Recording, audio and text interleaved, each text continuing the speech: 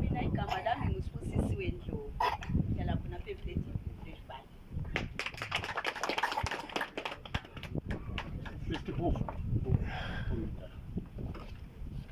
Yalibonani hlabeni. Mina ngikhuluma ngomgodi kaMazi.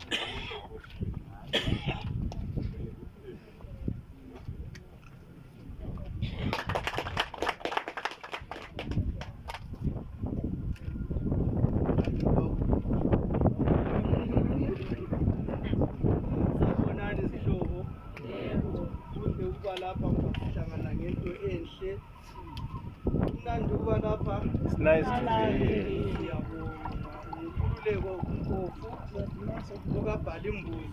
village head village 3 lapha kunapha ku 50 siyabonga